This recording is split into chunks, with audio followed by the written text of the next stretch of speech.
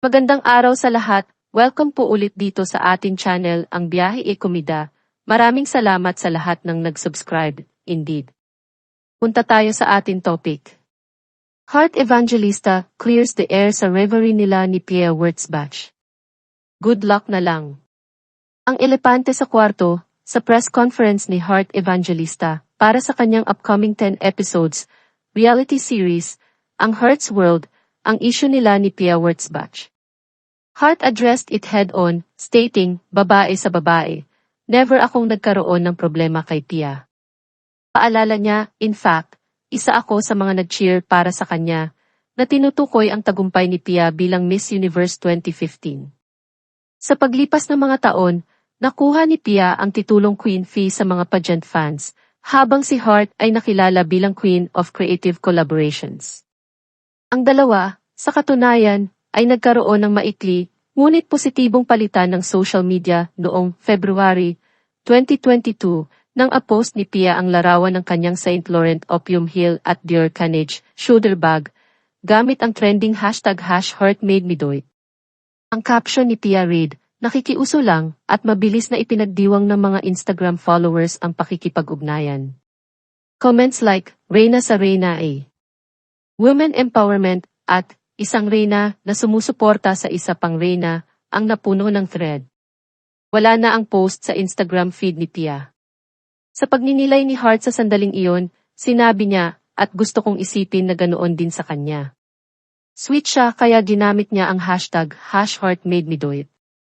Gayunpaman, sa pamamagitan ng Nobyembre 23, ang mga alingaw-ngaw ng isang karibal ay nagsimulang kumalat, higit sa lahat spark sa pamamagitan ng kanilang sabay-sabay na presensya sa Fashion Week.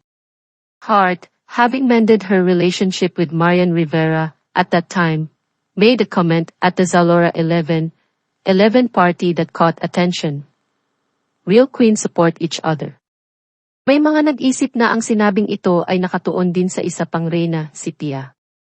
Earlier in July 2023, nakipaghiwalay si Heart sa kanyang longtime glam team, ang makeup artist na si Justin Luis Soriano at hairstylist na si Jack Aguilar.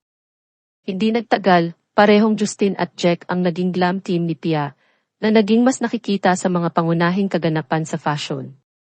Nagsimulang mag-speculate ang mga fans na subtle jabs ang ilan sa mga post ni Heart sa mga dating team members niya. Habang ang parehong mga kababaihan ay nakakuha ng pansin sa internasyonal na eksena ng fashion, ang mga bulong ng karibal ay naging mas malakas. Noong June 2024, gumawa ng kasaysayan si Pia Wurtzbach bilang kauna-unahang Filipino ambassador para sa prestihiyosong Italian fashion brand na Bulgari. Pagkalipas ng 2 buwan, naagaw ni Heart Evangelista ang mga headline nang mag-post siya tungkol sa paglalaro ng kanyang aso na si Panda ng isang kwintas na Bulgari Serpenti Vapor na nagkakahalaga ng 11 milyon. Sa isang Instagram session, ipinaliwanag ng Kapuso Star, ako ang may-ari ng kwintas, alam mo. Pwede ko naman gawin kung ano gusto ko, tapos pull out na. Basically, si Panda ang may-ari ng kwintas. So, hindi siya loon. She can do whatever she wants with it.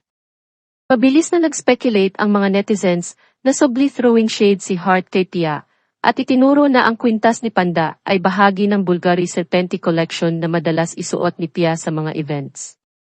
Nagkibit balikat si Heart, sabi niya sa isang 24 oras interview sa August 23, si Panda ang pinaka-spoiled kong baby girl. So, hindi ko maintindihan kung bakit ginagawang big deal ng mga tao na nilagyan ko siya ng diamonds. On reflection be a way of deflecting the necklace hullabaloo between her and Pia. Heart said at the press con, it's the people she chose to surround herself with for specific reasons that makes this whole thing problematic. Nang tanungin ni GMA Kapuso reporter Nelson Canlas ang kanyang mensahe para kay Pia, ang sagot ni Heart. Kung may message ako para kay Pia, congrats. Nasa iyo ang kailangan mo. Wala akong ibang wish sa inyo, kundi ang pinakamaganda. Good luck na lang.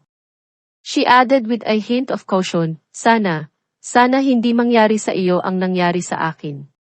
Yun lang siguro ang gusto kong sabihin. At yan ang atin latest showbiz chika update for today.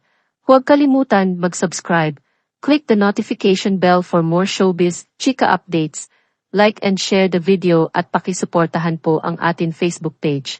Maraming salamat sa lahat ng nag-subscribe. Indeed. Magandang buhay sa lahat, paalam.